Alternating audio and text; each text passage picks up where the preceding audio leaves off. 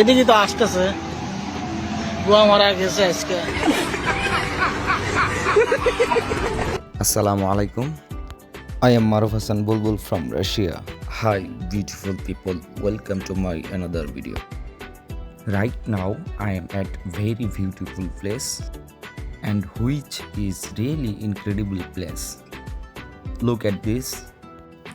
It's huge people, and also I have come here for the first time, and after coming here, I was taking rest over here, and then I decide to make a video here. This is beautiful place. This place location Alusta on the southern coast of Crimea, futurist a longest screen 3 km state of Fabli Beach.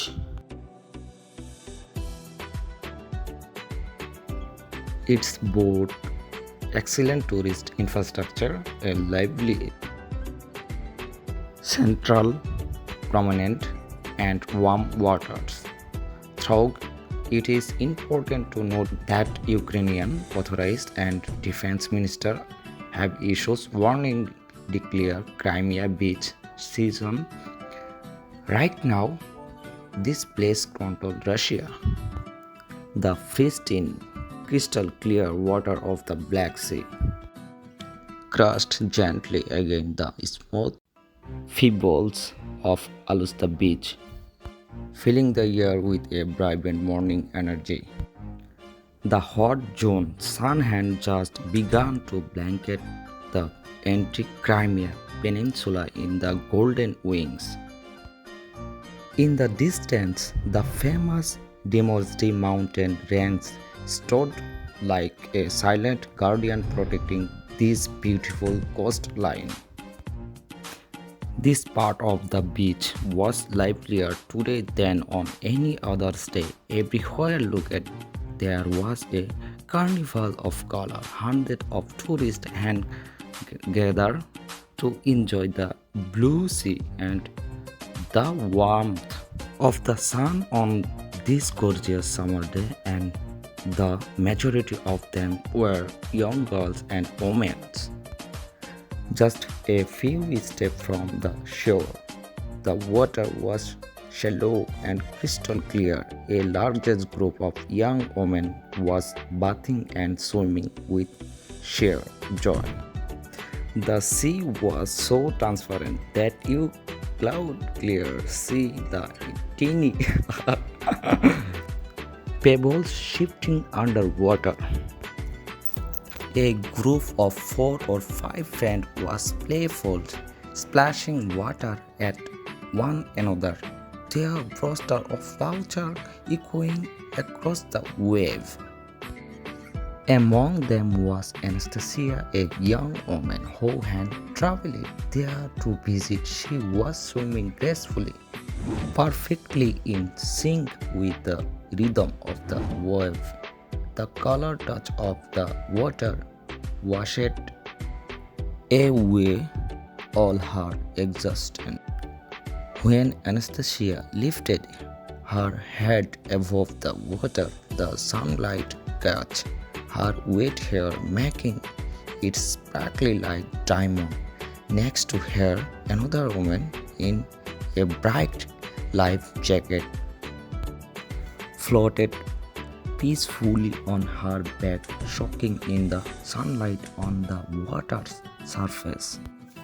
After finishing their swimming, many of the visitors began walking back to the main beach.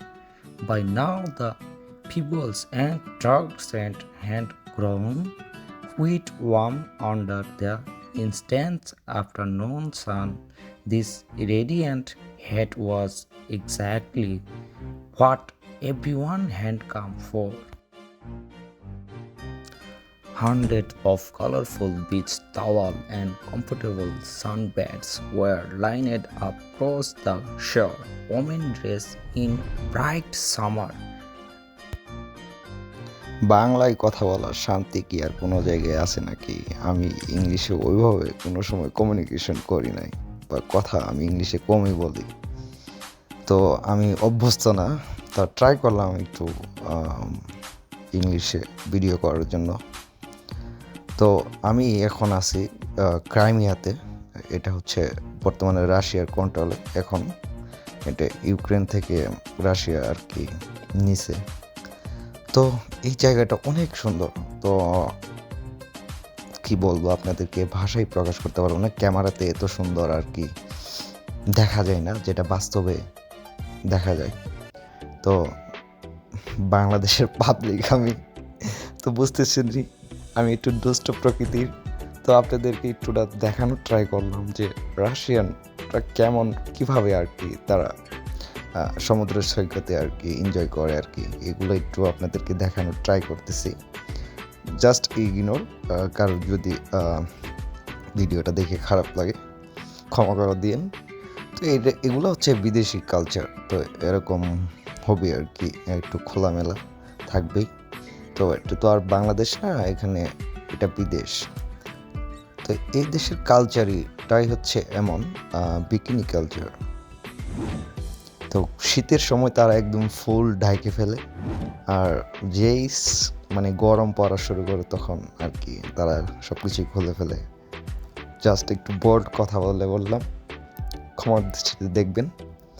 তো এই জায়গাটা আমার কাছে খুব ভালোই লাগছে, খারাপ না, অনেক সুন্দর।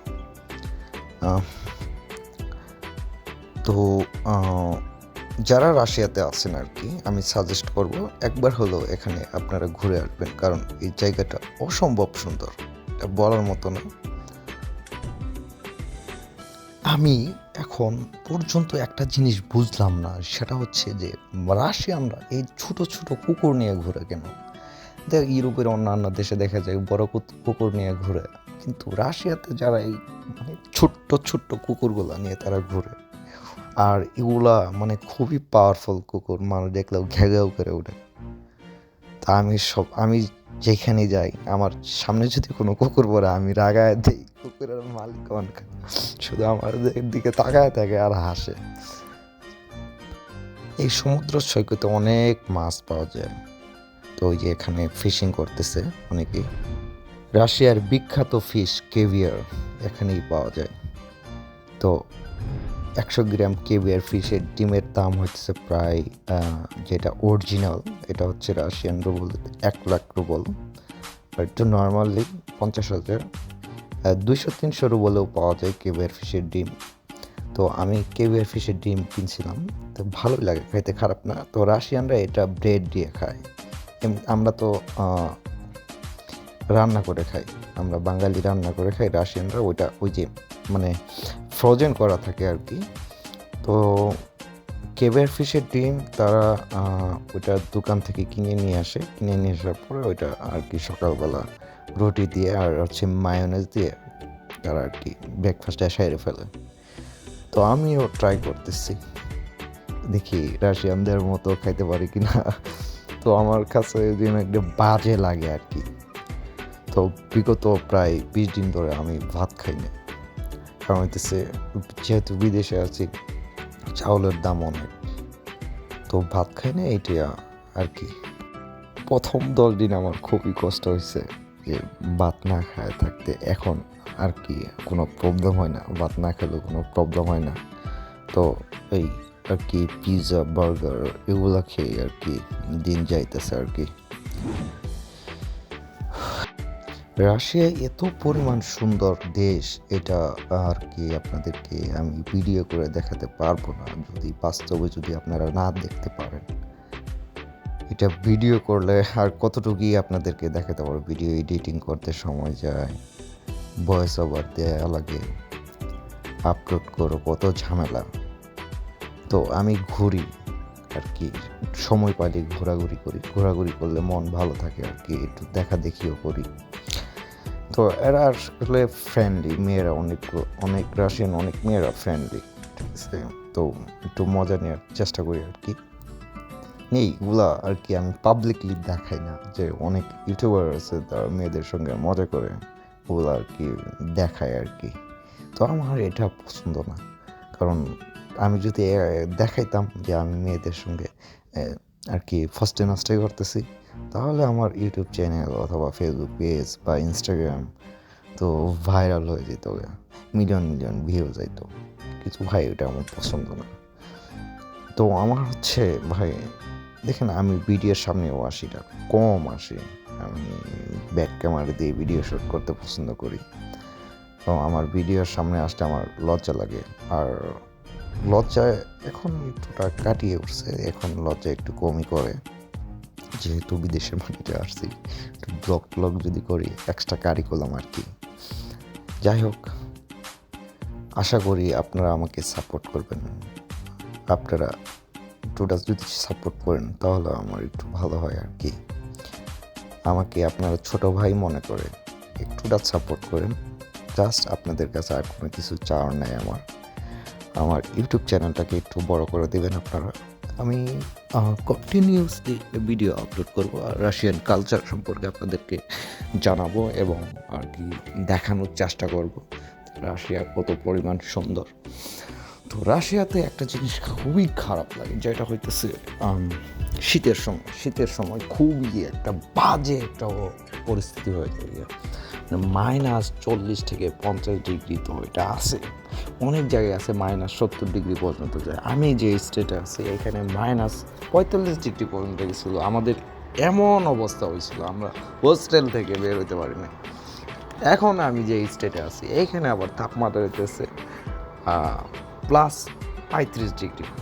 তো এখন আবার রোদের ঠেলায় বাইরে বের হওয়া যায় না, মানে এই একটা প্রবলেম। এটা থাকবে না এখন বাংলাদেশের যে যদি 35 থাকে তাহলে হইতেছে দেখা যাচ্ছে যে মানুষ ঘামে ঘুমে একদম অস্থির হয়ে যেত, কিন্তু এখানে 35 ডিগ্রি যে সেলসিয়াস তাপমাত্রা, তো এটাতে শরীর ঘামে না। আমি অনেক চেষ্টা করছি শরীর ঘামাইতে, কিন্তু শরীর ঘামাইতে পারি না। মানে এই একটা জিনিস খুবই ভালো লাগছে আমার কাছে, আর বাকি কোনো কিছু ভালো লাগে নাই। আমার প্রত্যেকটা ভিডিওর মধ্যে আমি সবসময় একটা মেসেজ দিয়ে থাকি, রাশিয়াতে যদি কেউ স্টুডেন্ট ভিসায় আসেন একটু ভাইবে চিন্তে আসবেন, হুট করে ডিসিশন নিয়ে হুট করে চলে আসবেন না, তাহলে পরিস্থিতি খুবই ভয়াবহ হতে পারে। যদি আপনার লভিং থাকে তাহলে আপনি রাশিয়াতে আসতে পারেন, আর যদি আপনার লভিং যদি না থাকে তাহলে রাশিয়াতে আসলে আপনি বিপদের সম্মুখীন হবেন। লভিং ছাড়া রাশিয়াতে চলা খুবই কঠিন। যেমন আমার লভিং ছিল না, আমি লভিং ছাড়া এসে একটা বিপদের মধ্যেই পড়ছিলাম। প্রায় 6 থেকে 7 মাস আমি কোনো জবই পাই নাই, ঠিক আছে। তো আমার খুবই একটা ভয়াবহ আর্থিক সংকটে আমি গেছি। তো ইনশাল্লাহ আল্লাহর রহমতে আমি একটা জব পাইছি, গত 2 মাস ধরে জবটা করতেছি, আলহামদুলিল্লাহ ভালোই চলতেছে আর কি। জবের ফাঁকে ফাঁকে এক্সট্রা কারিকুলাম হিসেবে আমি আর কি ব্লগিংটা আর কি শুরু করছি। তো ওইভাবে আমি অ্যাক্টিভ না অনলাইনে, তো অ্যাক্টিভ হওয়ার ট্রাই করতেছি, যে যদি আমার ইউটিউব চ্যানেল অথবা ফেসবুক পেজ যদি দাঁড়া যায় তাহলে আমি আর কি জব ছেড়ে দিতে পারি, ফুল টাইম ব্লগার হতে পারি। আর ফুল টাইম ব্লগার হওয়ার জন্য তো আমার কিছু ইকুইপমেন্ট দরকার, ইকুইপমেন্ট কেনার মতো টাকা পয়সাও কিছু আছে। তো এখন আবার টিউশন ফি দিতে হবে, ইউনিভার্সিটিতে টিউশন ফি দেওয়ার সময় হয়ে গেছে। তো ভাবছি টিউশন ফি পেমেন্ট করার পরে আমি কিছু আমার ইকুইপমেন্ট কিনবো। এখন যে আমি ফোন দিয়ে ভিডিও করতেছি, ফোন দিয়ে ওরকম আমি ফিল পাইতেছি না ভিডিও করার। আমি যতদিন রাশিয়াতে থাকবো আপনাদেরকে সবসময় একটা মেসেজ দিয়েই যাব, সেটা হইতেছে রাশিয়াতে ইউক্রেন আর রাশিয়ার যে যুদ্ধ, এই যুদ্ধ চলাকালীন সময় ওয়ার্ক বিষয়ে রাশিয়াতে না আসাই বেটার।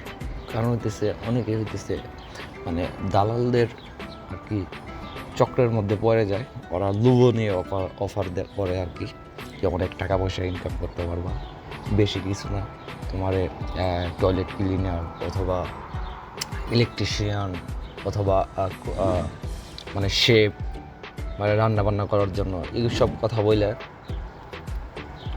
আর কি ঢুকানোর পরে দেখা গেছে যে ওরা ফ্রন্ট লাইনে পাঠায় দেয়।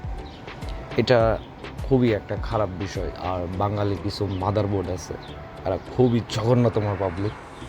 আর অনেক স্টুডেন্টরাও যুদ্ধে অংশগ্রহণ করছে, কারণ হচ্ছে টাকার লোভে পড়ে গেছে, এখন করার কিছু নেই। তো যারা আছেন মাথা থেকে এই সব চিন্তা ভাবনা ফালায় দিন, যুদ্ধের মধ্যে যাওয়ার কোনো দরকারই নাই। ইনকাম করেন, স্টাডি করেন, আপনার গ্র্যাজুয়েশন কমপ্লিট করেন, দেন তারপরে যদি এখানে থাকার যদি ইচ্ছা থাকে থাকেন, নাহলে বাংলাদেশে চলে যান। আমার তো ভাই ইচ্ছা নাই এখানে থাকার।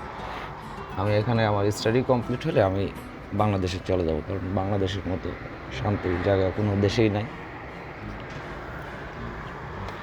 এই দেশে শান্তি আছে, মানে এরা অনেক স্মার্ট। এই দেশের মহিলা বা বয়স্ক যে মানে মুরব্বীরা আছে তারাও অনেক স্মার্ট, ঠিক আছে। ওহো, আরেকটা কথা তো ভুলে গেছিলাম, যেটা হইতেছে রাশিয়ান বাচ্চা যে ছোট ছোট 2-3 বছরের মেয়েগুলা এত পরিমাণ কিউট হয় দেখতে, মানে দেখলেই মানে আদর করতে ইচ্ছা করে আর কি। তো মাঝে মধ্যে মন চায় যে একটা রাশিয়ান বিয়ে করি, এরকম দিয়ে একটা বাচ্চা পয়দা করি আর কি। এটা আর কি মনে হয় আর কি। আবার যখন মানে একটু 35 অথবা 45 বছরের মেয়ে দেখি, মানে মহিলাদেরকে দেখি, ওদের দেখলে বিয়ের ইচ্ছা মরে যায়। মানে এদের চেহারা থেকে একটা যে মায়া থাকে, এই মায়া আর থাকে না, মানে এদের 40+ হলে। আবার অনেক মেয়ে আছে, মহিলা আছে, ওদের 70+ বয়স, তারপরেও বোঝা যায় না, যে বোঝা যায় যে 30 বছরের ইয়াং লেডি আর কি। আমার যে টিচার আছে, তো ওনার 69 বছর বয়স, তারা দেখলে বোঝাই যায় না যে তার বয়স 69 বছর, সে এখনও ইয়াং। তারা দেখলে এখনও মানে 20-25 বছরের যুবক ছেলেরা ক্রাশ হয়ে যায়, এরকম একটা অবস্থা। মানে এই হলো আর কি অবস্থা। মানে বাচ্চা মেয়েদেরকে দেখলে আর কি আমার খুবই ইচ্ছা করে যে একটা রাশিয়ান বিয়ে করে এরকম যে একটা বাচ্চা পয়দা করি, ক্যাকু করবে, খুবই সুন্দর লাগে আর কি, খুবই কিউট। তারপর যখন মানে একটুটা বয়স্ক মহিলা দেখি, এদের চেহারার মধ্যে তো মায়াই থাকে না, দেখলেও কীরকম একটা বিচ্ছিরি লাগে আর কি, দেখতে ভালো লাগে না। তখনই মনে করেন যে না, আমি বাঙালি, একটা বাঙালি দরকার। যাই হোক, ইগনোর ভিডিওটি শেষ পর্যন্ত দেখার অনুরোধ রইল আপনাদেরকে। আর আমাকে একটু সাপোর্ট করেন, আর সাবস্ক্রাইবের কথা আর কি বলবো নতুন করে।